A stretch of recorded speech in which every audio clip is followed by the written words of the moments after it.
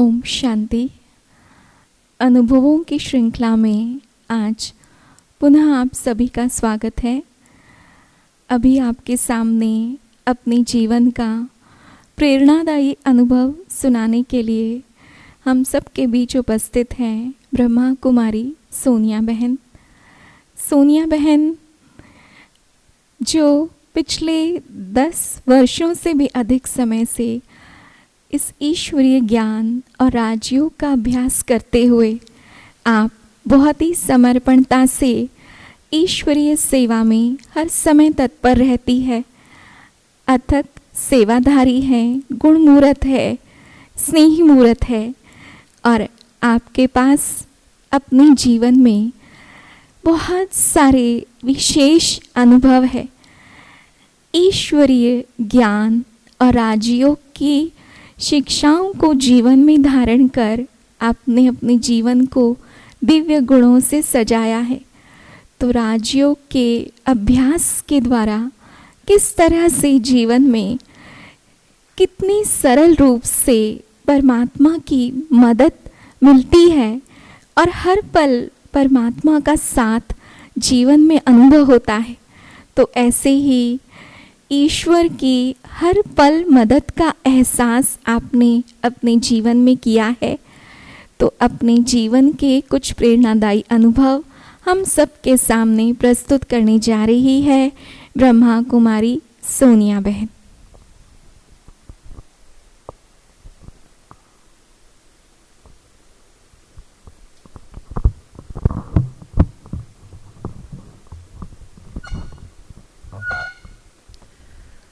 ओम शांति, ओम शांति, ओम शांति। जीवन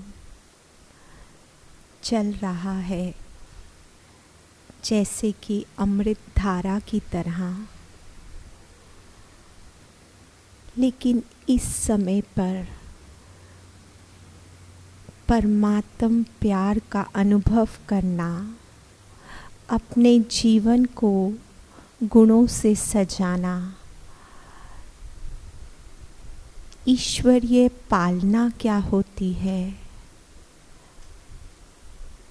ये अनुभव हमें सिर्फ और सिर्फ प्रजापिता ब्रह्मा कुमारी ईश्वरीय विश्वविद्यालय में आकर ही अनुभव हो सकता है। जैसे कि आप सब जानते हैं, ये ईश्वरीय विश्वविद्यालय, आज तक हमने मनुष्यों से बातें की, मनुष्यों को अपना सहारा समझा। जब भगवान को अपना साथी बनाते हैं तो कैसे जीवन सरल हो जाता है, इसका अनुभव यहाँ आकर होता है। वैसे तो मैं बताऊं, अगर मैं शुरू से अपना इस विश्वविद्यालय में आने को देखूं, तो मैं शायद मेरी कोई ताकत नहीं, ना ही औकात कि मैं भगवान को ढूंढ सकूं। लेकिन कैसे ईश्वरीय प्लान काम कर रहा होता है, इसका मैं जीता जागता अनुभव आपको सुनाती हूँ। अभी मैं इस विश्वविद्यालय से जुड़ी नहीं थी, ना ही मुझे कुछ पता था कि ऐसी कोई संस्था है, यहाँ राजयोगा मेडिटेशन होता है, ऐसा कुछ भी नहीं पता था।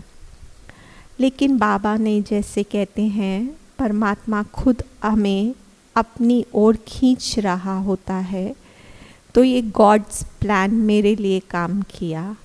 मुझे सीधा ही डायरेक्ट माउंट आबू जाने का मौका मिला। मैं अपने ही परिवार के साथ वहाँ घूमने गई भी थी। सिर्फ इतना पता था कि यहाँ कोई स्थान है जहाँ मॉर्निंग में 4 o'clock मेडिटेशन होता है या मेडिटेशन होता है। शौक़ था सीखने का, लेकिन कहाँ होता है, कैसे होता है, कुछ नहीं पता था। जबकि हम रुके भी अपने ही होटल में वहाँ पर थे। तो उस होटल की शायद उस दिन फर्स्ट एनिवर्सरी थी और उस होटल में एक बॉनफायर अरेंज था और उसमें उसने सारे ही गेस्ट को इनवाइट किया हुआ था। कुछ देर बाद जैसे वो शुरू हुआ तो वहाँ के मैनेजर ने पूछा, अभी तक आपका स्टे हमारे होटल में कैसा रहा? तो हमने कहा बहुत अच्छा था। कहते किसी चीज़ की ज़रूरत है? हमने कहा नहीं, बहुत अच्छा था। जैसे ही उसने ये बात बोली कि कुछ चीज़ आपको कुछ ऐड ऑन करानी है, कुछ चाहिए तो आप बताइए। तो मैंने कहा वैसे तो सब कुछ है, मुझे ना यहाँ मेडिटेशन होता है, वहाँ पांडव भवन या ज्ञान सरोवर उसका नाम है, जो मैंने कुछ पढ़ा है जब घूम रहे थे, तो क्या मैं वहाँ जा सकती हूँ? उसने कहा हाँ, नकी लेक पर एक वो म्यूज़ियम है उनका, उसके बाद ऊपर वहाँ है। तो मैंने कहा अच्छा ठीक है। मैंने कहा आप वहाँ जा सकते हैं? कहते हाँ आप जा सकते हो। तो जब म्यूज़ियम में गए पहली बार तो वहाँ जैसे भाई बहनों को कोर्स न्यू कमर्स को समझाया जाता है सत्य ज्ञान का, आप कौन हो, आत्मा का परिचय दिया जा गया, सृष्टि चक्र का थोड़ा थोड़ा उन्होंने बताया। तो जैसे अभी वो बता रहे थे तो उन्होंने पूछा आप कहाँ से आए हो? मैंने कहा दिल्ली से। तो कहते हैं आपने कोर्स किया हुआ है? अभी मेरे मुख पर ही था कि नहीं किया हुआ। तो उन्होंने कहा हाँ हाँ आप, मैंने तो ये पूछा कि पांडव भवन या ज्ञान सरोवर कैसे जा सकते हैं? उन्होंने कहा हाँ हाँ आप जा सकते हो। मैंने कहा सुबह 4 बजे भी जा सकते हैं? हाँ हाँ आप जा सकते हो। वहाँ से भी सुनकर ज़्यादा वो नहीं आया, इतना उछाल कहें कि कुछ होने वाला है, ऐसा कुछ नहीं हुआ। लेकिन लगा जैसे पहले ही इंस्टेंस पे वो बहन ने बड़े प्यार से कहा हाँ आपने तो किया हुआ है। अभी जबकि मुझे पता भी नहीं था राजयोगा मेडिटेशन कहते किसको है। तो वो होटल वाले उन्होंने मैनेजर ने पूछा, तो मैंने कहा कोई ड्राइवर अरेंज हो सकता है जो सुबह 3:30 बजे मुझे वहाँ ले जाए? वो कहता है वैसे तो हम ये अरेंज नहीं करा के देते, लेकिन फिर भी एक ड्राइवर इस समय है अवेलेबल, आप उससे डायरेक्ट बात कर लो। मुझे भी लगा ठीक है कि चलो पूछ लेती हूँ कि क्या है, कैसे लेकर। तो उसने कहा हाँ ठीक है मैं आपको ले जाऊँगा। कहते आप कितनी देर रुकोगे? मुझे ऐसा लगा मंदिर होगा, वहाँ पर जाना है, तो थोड़ी देर में वापस आ जाएंगे। मैंने कहा आधा? कहते आप आधा घंटा बस वहाँ रुकोगे?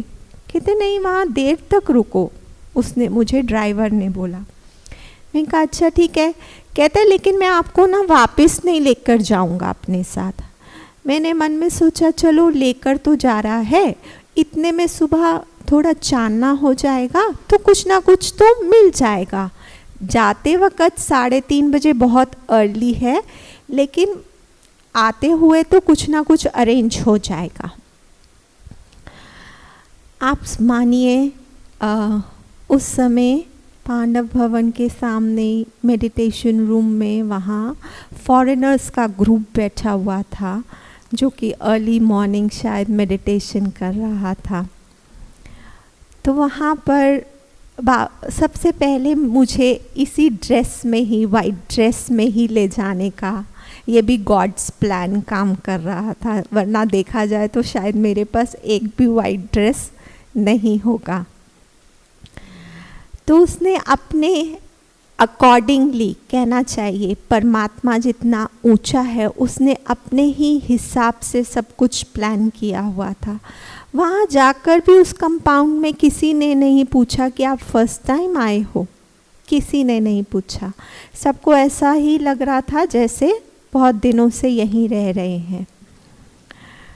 मेडिटेशन किया, उसके बाद सब जाने लगे अब ये भी नहीं पता था कहाँ जाएंगे।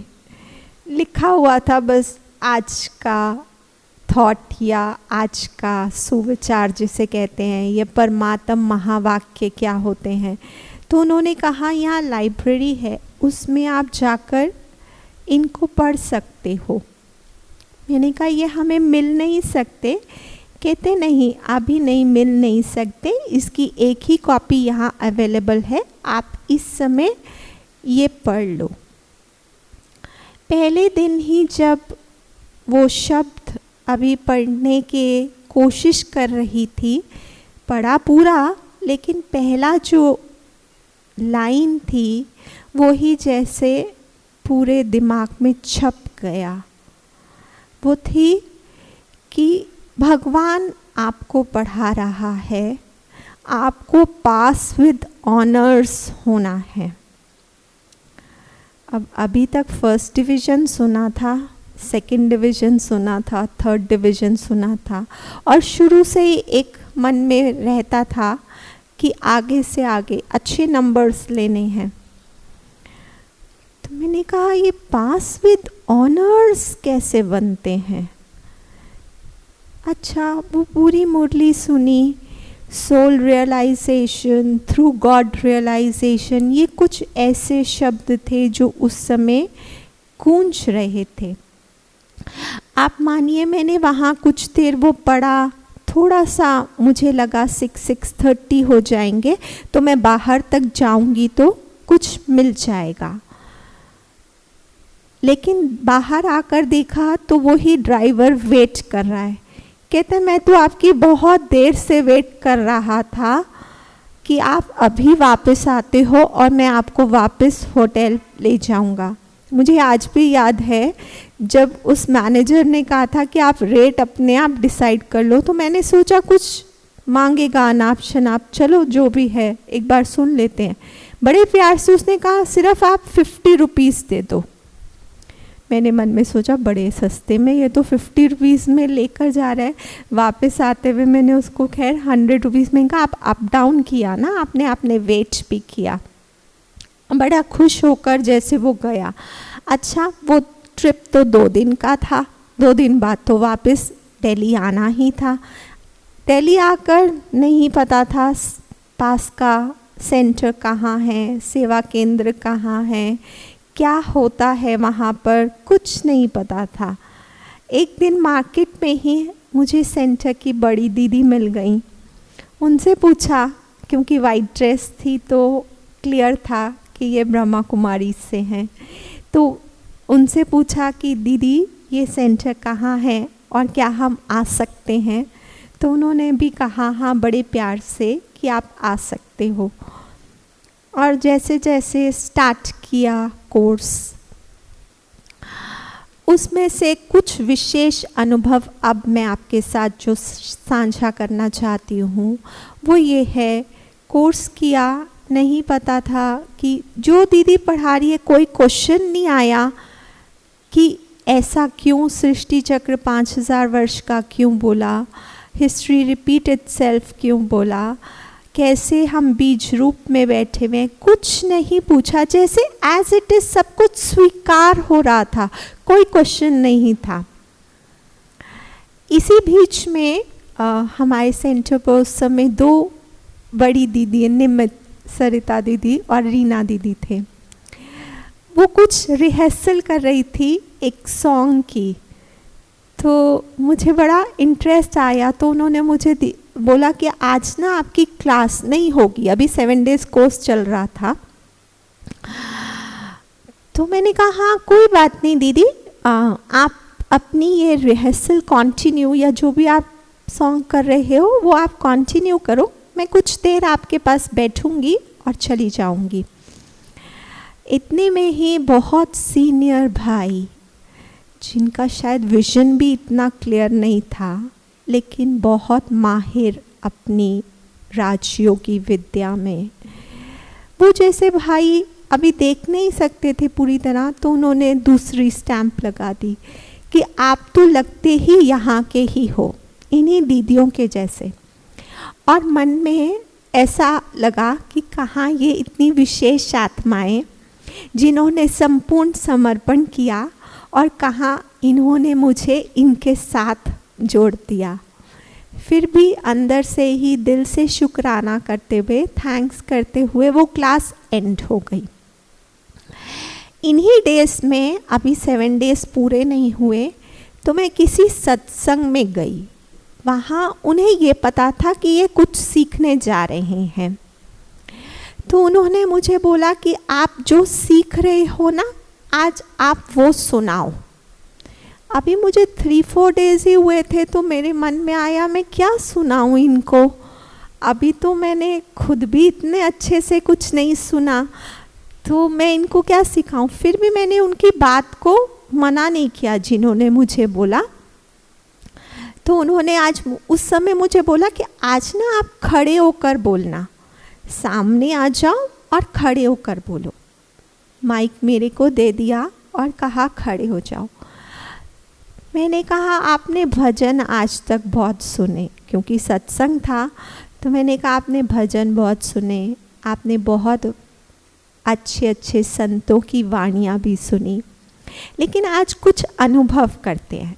अब ये बोल तो रही हूँ कि अनुभव करते हैं, लेकिन कैसे कराना है, क्या करना है, कैसे होता है, वो मुझे कुछ नहीं पता। और एक ही बार कि परमात्मा तूने मुझे यहाँ खड़ा किया है, ये इतने सब भाई बहनें जो बैठे हुए हैं ना, ये तेरे को देखने के लिए बैठे हुए हैं, मुझे नहीं देख रहे हैं, और ना मेरे पास ऐसा कुछ है जो मैं इनको बता भी पाऊँ। अब तू ही इनको संतुष्ट करना। उस दिन सोल कॉन्शियसनेस, अभी आत्मा का चैप्टर हो गया था, ये पक्का था, लेकिन एक्सपीरियंस क्या होता है सोल कॉन्शियसनेस का, ये नहीं पता था। मेडिटेशन खुद नहीं सीखा तो दूसरों को कैसे सिखाएंगे, ये भी एक बहुत बड़ा वो था। लेकिन उस दिन मेडिटेशन ही सिखाया, मीन्स करवाया, लिटरल। और मुझे नहीं पता, जो फर्स्ट तो वर्ड मैंने ओम शांति या सभी बहन भाई मिलकर हम परमात्मा की याद में बैठेंगे, ऐसा कुछ 1-2 लाइन बोली। इसके बाद की कितनी लाइंस थी वो मुझे कुछ नहीं याद। और ना, जबकि मैं खड़ी हुई थी तो भी मुझे अपनी ना तो बॉडी का वेट अनुभव हो रहा था और ना ही मुझे कोई और भाई बहन दिख रहे थे।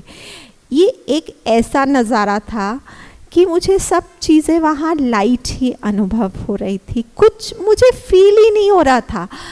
कराने के बाद वो सब भाई बहनें कहते हैं आज आपने बहुत अच्छा अनुभव, हम सबको भी बहुत अच्छा अनुभव हुआ। वाकई लग रहा था कि कुछ आज विशेष हो रहा है इस सत्संग में। और मैं अंदर ही अंदर थैंक्स कर रही हूँ कि आपने करवाया।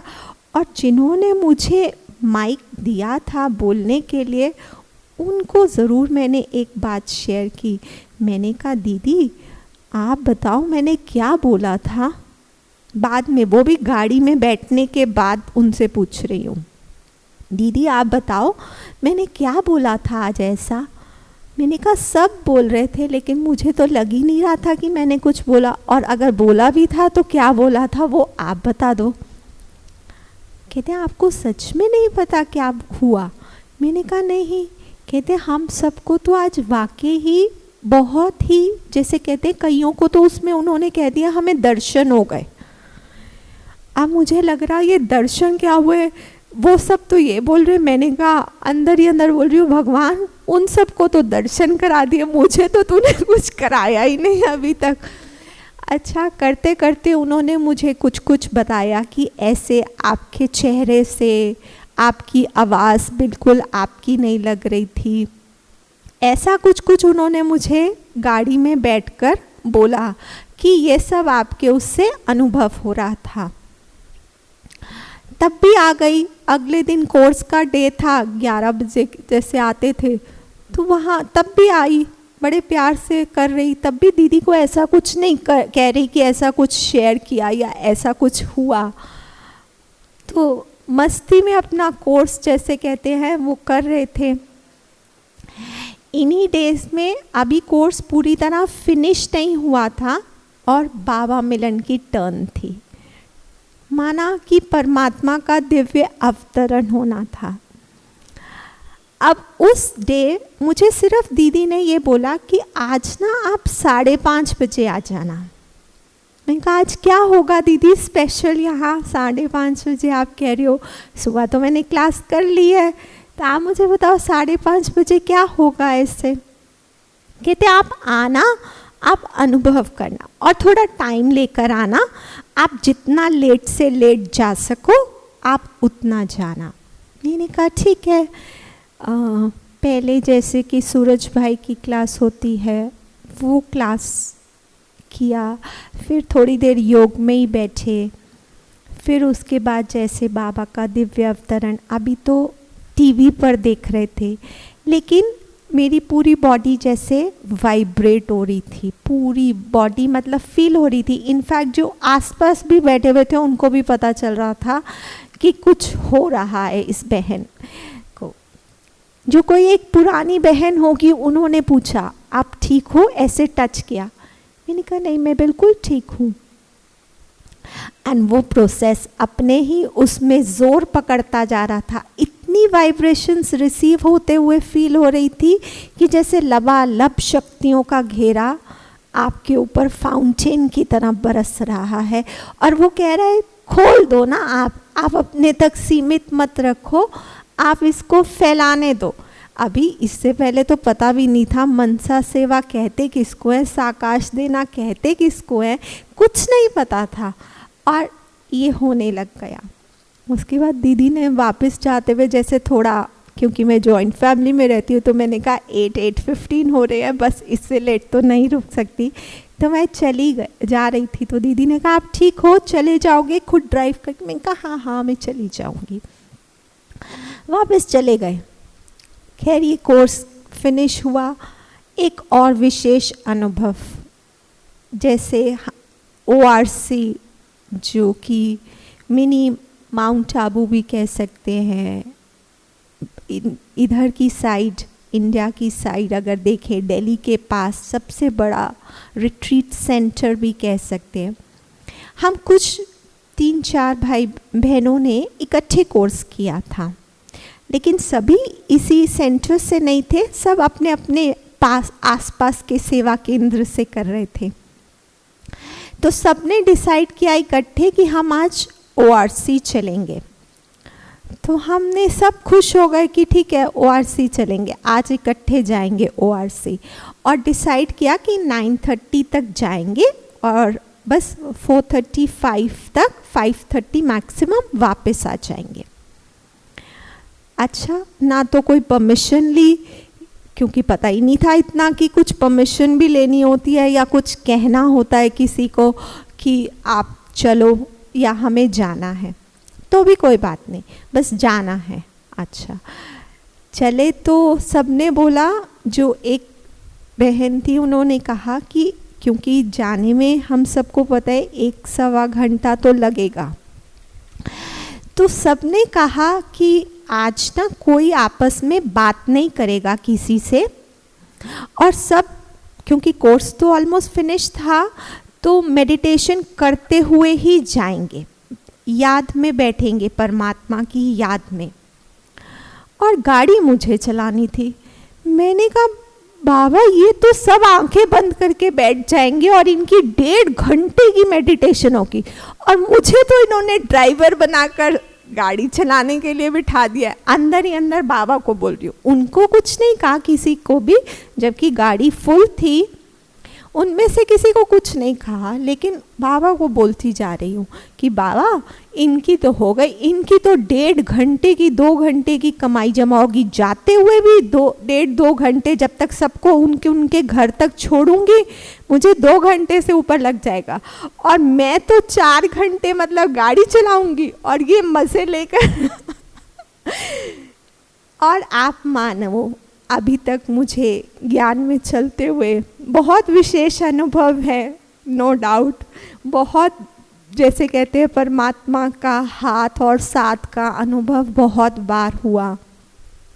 लेकिन वो जो शब्द मैंने बोले थे कि इनकी तो 1.5 घंटा मेडिटेशन होगी, मेरी नहीं होगी, वो मुझे आज भी याद है कि 1.5 घंटा मैंने गाड़ी चलाई, लेकिन मुझे ना तो गाड़ी चलाते हुए खुद अनुभव हो रहा था, ना मुझे भीड़ दिख रही थी, ना मुझे, और इतना अच्छा योग आँख खुले में गाड़ी चलाते हुए शायद ही मैंने आँख बंद कर के भी ऐसे योग का अनुभव आज तक की अपने राजयोगी लाइफ में किया हो।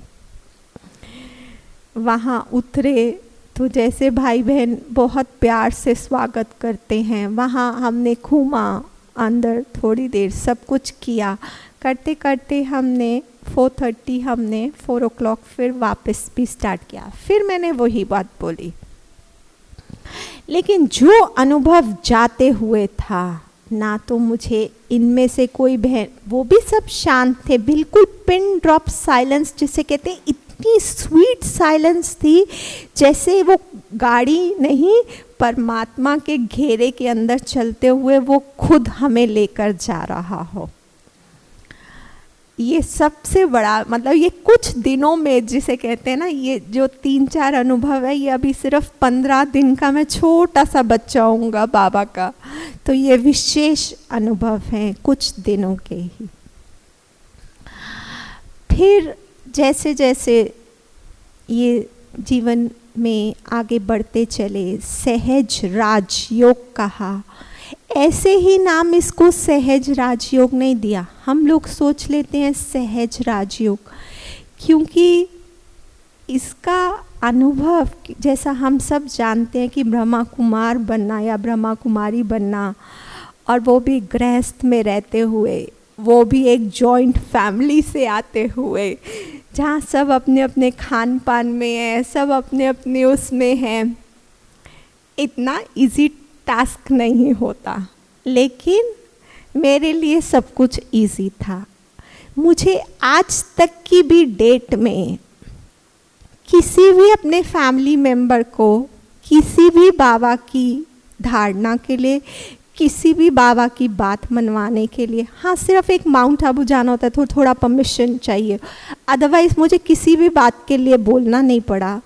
इतना सहज उसने सब कुछ करके दे दिया, जैसे मुझे लगता है जैसे पहला गॉड्स प्लान काम कर रहा था माउंट आबू जाने के लिए, ऐसे ही घर में रहते हुए ये सब कैसे करना है, ये गॉड्स प्लान काम कर रहा था। 1 किचन में सब कुछ बनता है और हमने अब सात्विक खाना है। बस एक बार बोला कि मैं नहीं खाऊंगी अब ये, तो प्याज लहसुन नहीं खाऊंगी, तो बाकी किसी ने नहीं, मेरी मदर इन लॉ ने बोला ये कौन सा वो है, जबकि उन्होंने खुद भी मेरे साथ कोर्स किया। लेकिन बाबा कहते हैं ना, प्लान के अनुसार जिस जिस आत्मा का जैसा रोल है। एक बार उन्होंने बोला, फिर मैंने बोला नहीं आप देखना कितना इजी हो जाएगा, कुछ नहीं होगा। कहते कहीं बाहर जाएगी तो क्या करेगी, कैसे खाएगी। ऐसे ही कुछ ना कुछ होता था, तो कभी मैंने राइस ले लिए उनको दिखाने के लिए, कभी कर्ड उठा लिया, कभी फ्रूट उठा लिया, आज मुझे ये नहीं खाना, आज लेकर फिर किसी और को पकड़ा दिया। कुछ ना कुछ करते करते तो उनको ये सब दिख रहा था कि ये करती है और खाती नहीं है और बोल देती है कि मैंने खाना खा लिया। फिर मुझे एक दिन उन्होंने कहा आप ऐसे ही चलाओगे। मैंने कहा क्या मुश्किल है। कहते पता नहीं चलेगा किसी को भी।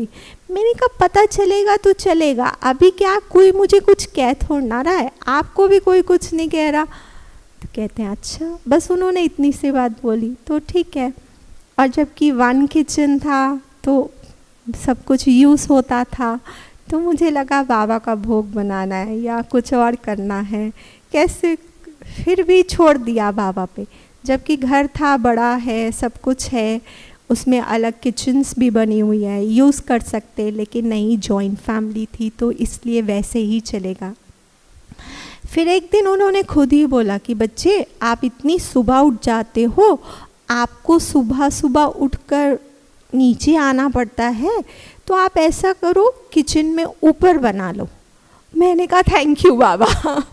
मन में सोचा कि उन्होंने थोड़ा ना ये करवाया तो बाबा ने है कि इसको उनको नहीं बोलना पड़े कि ये प्याज लहसुन वाला खाना नहीं खाना या उस किचन में नहीं, तो उन्होंने कहा आप ही ऊपर बना लो। मैंने कहा थैंक यू। मैंने कहा हाँ हाँ ठीक है कोई बात नहीं, आप बस खोल देना। तो भी उन्होंने कहा आप चाबी ले जाओ। मैंने उनको कहा कि आप खोल देना बीच का दरवाज़ा, तो वो कहते नहीं नहीं आप चाबी ले जाओ, आप ही रखो, आप सबसे पहले उठते हो घर में, आप ही रखो सब चाबी। मैंने कहा ठीक है थैंक यू। मैंने और मन में थैंक यू बोलना शुरू किया। तो इस तरह मतलब कुछ भी करते हुए मुझे सहज जिसे कहते हैं वो वाकई सहज था, और प्राप्तियां भी सहज थी। कुछ भी जिसे कहते हैं किसी को कहना नहीं पड़ा, ना ही किसी से कुछ मांगना पड़ा, ना ही किसी को कोई एक्सप्लेनेशन देनी पड़ी, कुछ नहीं। अभी क्योंकि ये टाइम उस पे जा रहा है, लेकिन एक छोटा सा अनुभव और शेयर करते हूँ, फिर इस सीरीज़ को यहाँ फिनिश करेंगे। एक छोटा सा अनुभव ये लॉकडाउन में है। दुनिया वालों ने इसका नाम दिया लॉकडाउन। अब डाउन क्यों दिया, उसका अर्थ है क्योंकि डाउन में क्या जा रहा है, हेल्थ नीचे जा रही है, रिश्ते नीचे गिर रहे हैं, फिज़िकल हेल्थ भी गिर रही है तो मेंटल हेल्थ भी गिर रही है, इमोशनल हेल्थ भी नीचे गिर रही है, सब कुछ नीचे। इवन की जो जीडीपी है वो भी नीचे जा रही है, सब कुछ नीचे जा रहा है, इसलिए नाम दिया गया लॉकडाउन। और हम बाबा के बच्चों के लिए ये क्या था, लॉक अप। क्यों था लॉक अप? हम अपने आप को परिवार में रहते हुए, सबके बीच में रहते हुए कैसे लॉक कर ले एक परमात्मा के साथ जो हमें अप ही अप लेकर जाएगा। नीचे तो आने का मतलब ही नहीं है, अप ही अप लेकर जाएगा। अब इस काल में एक विशेष अनुभव है, उसको शेयर करते हैं। जैसे ही ये लॉकडाउन स्टार्ट हुआ तो पहले हमें बड़ी दीदी ने एक बात बताई थी कि मैं ना अमृत वेला स्नान करके फिर बाबा की याद में बैठती हूँ। तो मुझे लगा दीदी सुबह सुबह उठकर कर लेती है और फिर बैठती है, हम तो ऐसे ही बस मुँह धोते हैं और बैठ जाते हैं। लेकिन जैसे ही ये स्टार्ट हुआ तो मैंने संकल्प रखा, बाबा मैं भी सुबह पहले स्नान करके आपका भोग बनाकर फिर बैठूंगी अमृत वेला करने। तो मैंने उस टाइम को भी चेंज कर दिया, 3:30 3 बजे, कि पहले मैं अपना ये सब फिनिश कर लूँगी और फिर बैठूंगी। उतना ही उस टाइम तक तो यही पता था, अच्छा 20-21, तो मुझे लगा 21 दिन की भट्टी भी हो जाएगी, अच्छा है, बाबा के निमित्त भोग भी बन जाएगा सुबह, तो अच्छा है। करते करते ये कुछ टाइम तक चला। जैसे कि सभी लॉकडाउन में परिवार में, और कहा जॉइंट फैमिली है तो सेवाएं भी बढ़ गई उतनी। अच्छा था, उसमें ऐसा कुछ नहीं था कि क्यों बड़ी करना पड़ रहा है, नहीं, बल्कि और ही अच्छी अच्छी चीज़ें नई नई तरह की ट्राई कर रहे सब कुछ। बट कुछ बैक में पेन हुई तो मुझे लगा शायद कुछ मेरा शेड्यूल ऊपर नीचे ये ज़्यादा हो गया, तो इस वजह से शायद हो गया। तो मैंने कहा चलो बेल्ट पहन लेते हैं, अभी तो वैसे भी लॉकडाउन है तो इसमें क्या। वो पहन के 4-5 दिन उसको चलाया पहन कर कि चलो बेल्ट पहन कर उसको काम चलाते हैं। और लेकिन एक दिन क्या हुआ, वो पूरा राइट लेग फीट तक ऐसे था जैसे बिल्कुल पैरालाइज्ड, सुन। अच्छा बाबा ये क्या हो गया। फिर भी अच्छा ठीक है, अपना जो भी ड्यूटी थी वो कर रहे थे। किसी से मेडिसिन फ़ोन पे ही पूछा कि ऐसे मुझे पेन है बहुत, तो बताओ क्या मेडिसिन लूँ। उन्होंने मुझे कुछ कुछ मेडिसिन बोला, तो मैंने कहा चलो ये मैं ले लेती हूँ, अब हो ही गया है बहुत तो ले लेती हूँ। लेकिन उन्होंने कहा आप 5 डेज़ तक ले लेना, 5 डेज़ के अंदर अंदर आपको पेन से रिलीफ आ जाएगा। 5 डेज़ लेने के बाद भी वो नहीं फ़र्क पड़ा। तो एक दिन बड़े प्यार से रोते रोते बाबा को, बाबा मैं तो सबको कहती हूँ कि मेडिटेशन से सारी बीमारी ठीक हो जाती है, ये तो मेरी ही नहीं ठीक हो रही है, तो मैं किसी को क्या बताऊँ कि ऐसे ठीक हो जाएगी।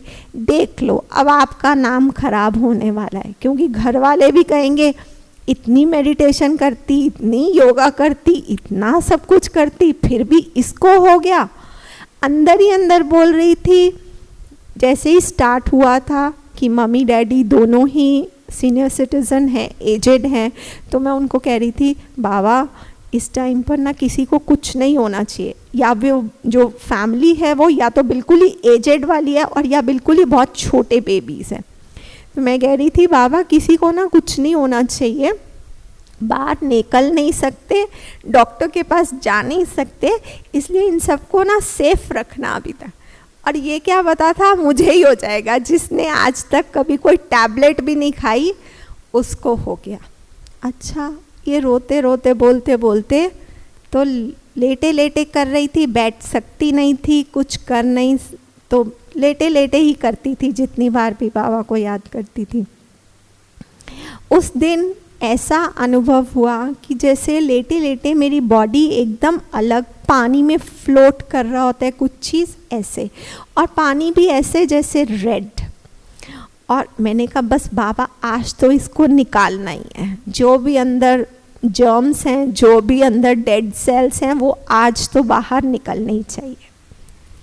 करते करते बड़े प्यार से याद करते करते कब सो भी जाती थी ये भी नहीं पता चलता था।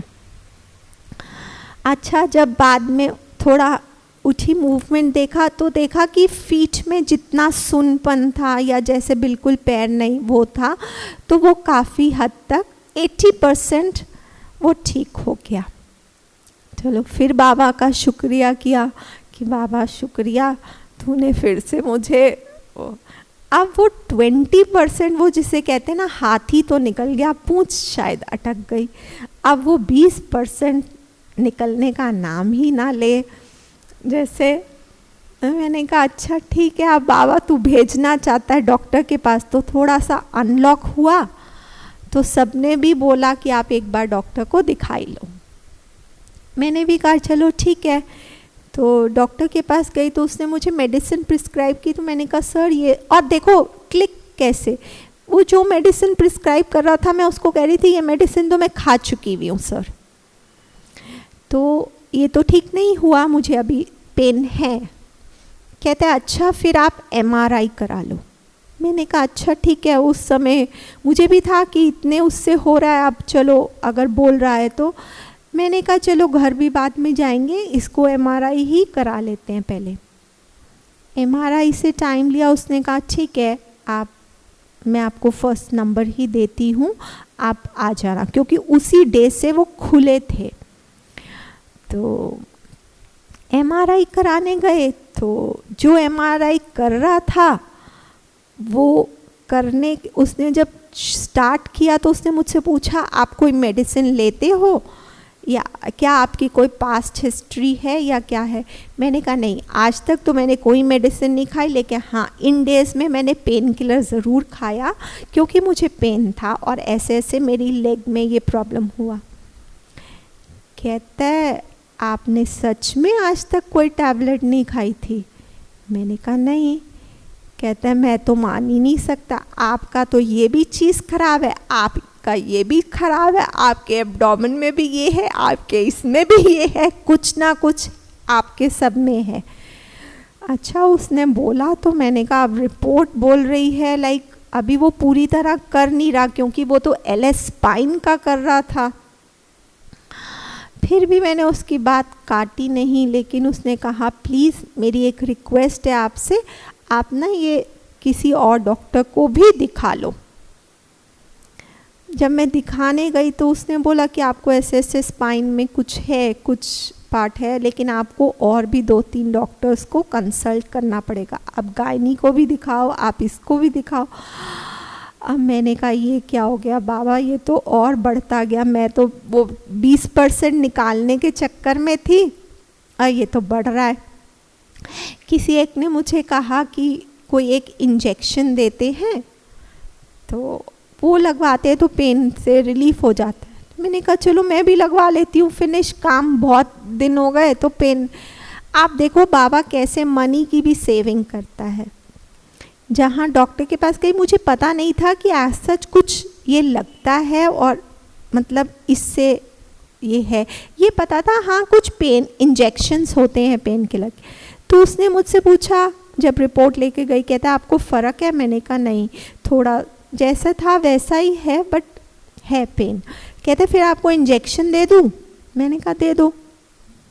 उसने मुझे केबिन से अपने बाहर भेज दिया। बाहर जो वो बैठी हुई थी उन्होंने मुझे बोला आप मनी डिपॉजिट करवा दो। मैंने मन में सोचा उसने अपनी फ़ीस लेनी होगी, मींस जो नॉर्मल उसके चार्जेस हैं, मनी किस चीज़ के लिए डिपॉजिट। मुझे कहता है आप ना 25,000 रुपीज़ डिपॉजिट करा दो, इंजेक्शन के चार्जेस हैं। मैंने मन में सोचा इतना, और इतने तो खैर कैश में लेकर भी नहीं गई थी। और उसने कहा आप डिपॉजिट करा दो। मैंने कहा इतना कौन सा इंजेक्शन है जो आप मुझे लगाने वाले हो? कहते हैं आपको इस समय पेन से रिलीफ आने से मतलब है या इंजेक्शन से मतलब है, मतलब जैसे उनकी जो वो। तो मुझे थोड़ा सा वो लगा, अभी गाड़ी में बैठी सोच रही थी कि क्या करूं। तो इतने में मेरे ब्रदर का फ़ोन आया, वो कहते हैं दिखाई डॉक्टर को, जबकि इससे पहले तक उनको नहीं पता था कि मुझे कुछ पेन भी है या कुछ नहीं। कहता है नहीं नहीं इंजेक्शन लगवाने मत जाइयो अंदर, तू ना मेरे पास आ, मैं तेरे को अभी कोई है उसका नोन टू, वो यहाँ पे एम्स में सफदरजंग में है। तो उसने बोला मैं ना उसको फ़ोन करता हूँ, तो फिर सोच कर लगवाएंगे, अभी मत लगवा के आना। मैंने कहा अच्छा ठीक है। इतने में बात की तो उसने कहा कि आप इतनी दूर यहाँ पे मत आओ, अभी इस हॉस्पिटल में वैसे ही कोविड के बहुत पेशेंट्स हैं, तो मैं नहीं चाहता आप आओ। तो आप ऐसा करो, मैं आपको एक डॉक्टर का बताता हूँ, आप वहाँ जाकर आप उनको दिखाओ। मैंने कहा अच्छा ठीक है। अब मैं गई तो सही दिखाने, पर अधमरे मन से, क्योंकि मेरे को पेन भी था और वो डॉक्टर फिर से कहते हैं कि आप मेडिसिन खाओ, और फिर वही जो मेडिसिन प्रिस्क्राइब्ड है वो ही प्रिस्क्राइब हो रही है दोबारा। फिर भी उसने कहा आप खा लो। मैंने कहा अच्छा ठीक है। उसने डोसेज थोड़ी बढ़ाकर और दे दी और उसने कहा आप मुझे वीक तक खाओ। वीक के बाद उसने बुलाया, तो वीक के बाद मैंने कहा अच्छा चलो। कहते आप कैसे हो? मैंने कहा है बेटर है, लेकिन अभी भी है पेन थोड़ा। इधर से जैसे न्यूज़ में आ रहा था कि 8th के आसपास सब मतलब धार्मिक स्थल खोल दिए जाएंगे। मैंने कहा बाबा देख 8 तारीख आने वाली है अब तो सेंटर भी जाना है सुबह से, तो प्लीज़ अब तो इसको मूवमेंट में अच्छे वाले फॉर्म में लेकर आ, सुबह जाना है तो कैसे होगा। अच्छा करते करते ये निकल गया। डॉक्टर के पास जाना था जैसे, तो उससे पहले ही खैर मैसेज आ गया था कि अभी सेंटर्स नहीं ओपन किए जाएंगे 8 से। तो मैंने मंडे को डॉक्टर को दिखाना था। उसने कहा आपने, जब पिछली बार उसने कहा था तो आप जो पेन किलर है वो आप बंद कर देना या SOS लेना, 15 डेज़ में काउंट रखना आपने 30 टैबलेट्स खाई, 40 टैबलेट्स खाई। मैंने जब वो बोल ही रहा था तभी डिसाइड कर लिया था बाबा अगर ये वो उसकी वो है तो मेरी भी ज़िद है, मैं एक भी पेन किलर नहीं खाऊंगी अब। और वही हुआ, थोड़ा मेडिटेशन और बढ़ाया और किसी तरह से एक भी पेन किलर नहीं खाई इस टाइम में। जबकि वो था तो मुझे पता था कि अगर घर का भी कुछ भी अपना नॉर्मल रूटीन वर्क भी छोड़ूंगी तो जिस पर भी आएगा वो लोड बढ़ जाएगा और नहीं चल पाएगा घर। तो मैंने कहा बाबा अब तू देख ले, तू मुझे इतने पीरियड में भी लॉकडाउन है, सब कुछ है, सब घर में है, अच्छे से सब कुछ बन रहा, खा रहे, लेकिन उसने मुझे किसी से सेवा लेने का वो नहीं दिया कि आप किसी से लो। इनफैक्ट मैं ही कर रही थी तो उन्हें लगता था ठीक तो है, कर तो रही है लेकिन अंदर मुझे पता था थोड़ी तो पेन है, कर तो रही हूँ वो इसलिए कि मुझे पता था कि परिवार इकट्ठे में रहकर और सब कुछ करते हुए मैं ये नहीं कह सकती कि मैं नहीं काम करती, तो वो चलेगा भी नहीं। तो ना तो उसने मुझे किसी से सेवा लेने दी ना कुछ। इनफैक्ट जब मैं मंडे को डॉक्टर को दिखाने गई, पता तो चल गया सेंटर तो नहीं खुलना, लेकिन 2 दिन जैसे बाबा को बोलती जा रही थी अपनी तरफ से, तो मैं रेडी थी कि मुझे जाना है मंडे से। तो मैंने कहा बस अब 2 दिन हैं, अब इसको फिनिश करो, 20 जो भी रह गया परसेंटेज वो निकालो। तो नहीं जाना था, लेकिन डॉक्टर को दिखाने गई तो उसने कहा आप ठीक हो? मैंने कहा हाँ। कहते हैं आपको ना एक मेडिसिन दे देता हूँ, इससे हील हो जाएगा, लेकिन आप बहुत ड्राउजी फील करोगे, आप ये ना रात को लेना। मैं कहा नहीं मैं रात को नहीं लूँगी। कहता है क्यों? मैंने कहा नहीं आपको पता है साहब मुझे अमृत वेला उठना होता है, तो मैं अमृत वेला नहीं उठ पाऊँगी, क्योंकि आप खुद ही कह रहे हो बहुत ड्राउजी फील होता है। तो कहता आप मुझे पिछली बार भी यही बोल रहे थे, मैं ये मेडिसिन नहीं लूँगी, बहुत ड्राउजी फील होता है, अमृत वेला उठना होता है। कहते आप मुझे ना ये बता दो आप उठ के करते क्या हो अमृत वेला में, मेडिटेशन में क्या करते हो? आप मानो वो डॉक्टर 5 मिनट में, मैंने कहा सर अभी आप मुझे देख रहे थे ना, अब आप 5 मिनट मुझे दो, मैं आपको बताती हूँ अमृत वेला में क्या करती हूँ। And 5 minutes of meditation experience and he said मतलब it's marvelous। वो कहता है तो उसने ना मुझे मेडिसिन प्रिस्क्राइब की। कहता है अब आप ना 1 महीने बाद दिखाने आना। मैंने कहा सर मैं आपके पास 1 महीने बाद आपको दिखाने तो आने नहीं वाली हूँ, ये तो पक्का है। कहते हैं फिर आप मुझे बुला लो मैंने कहा मैं आपको इनवाइट कर सकती हूँ। कहते हैं लेकिन आप ना मुझे वो मेडिटेशन सिखाने के लिए बता दो। मैंने कहा हाँ ये वाला इनविटेशन अच्छा है। तो आप देखो 2 meetings with a doctor and 2 meetings में डॉक्टर कहता है कि आप क्या कर रहे हो जिससे आप ठीक हो। मतलब इवन ही वॉज सरप्राइज कि मेडिसिन की डोसेज कम से कम 15 डेज में 30 टैबलेट्स जानी चाहिए, और आप कहते हो मैंने एक भी नहीं ली। मैंने कहा हाँ मैंने एक भी नहीं ली। आपने कहा था मत लेना ना SOS चलाना, तो मैंने कहा मैं SOS जानती हूँ चलाना इसलिए मैंने नहीं ली। तो ये कुछ एक्सपीरियंस थे जो लॉकडाउन स्टार्ट हुआ था, एक ही मन में संकल्प रखा था बाबा मुझे किसी भी आत्मा के साथ उलझना नहीं है, क्योंकि पता था घर में है सब कुछ है, हर तरफ से जो वो प्रॉब्लम्स हैं वो हैं, लेकिन मुझे नहीं उलझना। तो इसमें भी बाबा ने बहुत हेल्प की कि रात को अपना अकाउंट राइट उसमें बाबा को देकर सोना कि बाबा आज का दिन मैंने किसी के साथ भी ना तो अटकाव किया ना लटकाव किया, ना मैं किसी के साथ उलझी। तो इस पूरे टाइम में मैं ये कह सकती हूँ बाबा को सच्चे उससे कि हाँ 4 टाइम्स या 5 टाइम्स मतलब मेरा मन थोड़ी सी स्थिति ऊपर नीचे गई, लेकिन अदरवाइज़ बहुत मेंटेन्ड, जिसे कहते हैं ना एक रस स्थिति, किसी भी बात में हिलना नहीं, किसी भी बात में कुछ नहीं, कोई संकल्प नहीं चलाना किसी के प्रति। ये परफेक्ट एग्जाम्पल रहा मेरे लिए। तो मेरे लिए ये लॉकडाउन नहीं लॉक अप था कि अपनी स्थिति को कैसे हम अप ले जा सकते हैं सब कुछ करते हुए। जैसे बाबा ने एक बार कहा कि आप योग में बैठ के अनुभव करते हो स्थिति का, लेकिन योग के बाद उठते ही क्या आपको वो फरिश्तेपन की अनुभूति होती है? तो अब समय वो है कि बैठकर तो हम करें अनुभव, लेकिन अब चलते फिरते हमारी स्थिति ऐसी हो कि वाकई जो देखकर कोई कहे कि हाँ ये फरिश्ते गॉड्स मैसेंजर्स हैं, गॉड्स के ट्रू यही हैं जिनको दुनिया ढूंढ रही है। ओम शांति। Thank you.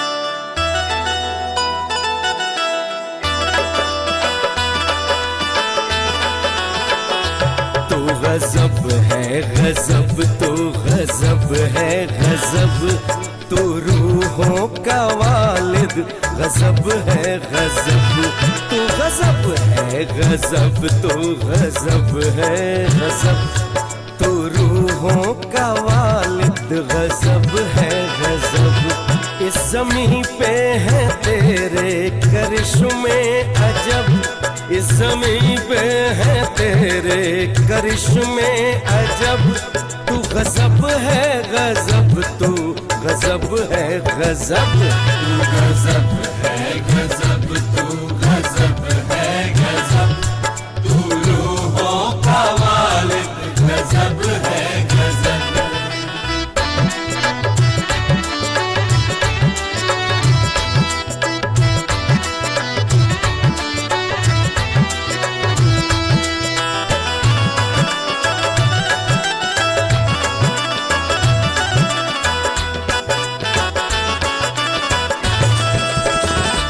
तेरी खुशबू रूहानी से महके जहां,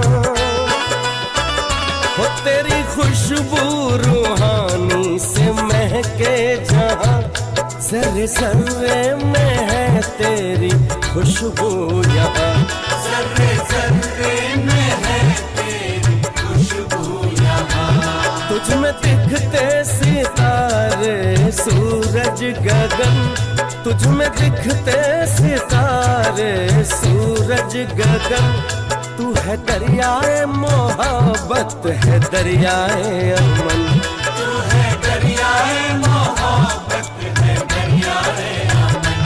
तुझको कहते खुदा, तुझको कहते खुदा, तुझको कहते हैं रब, तुझको कहते खुदा, तुझको कहते हैं रब।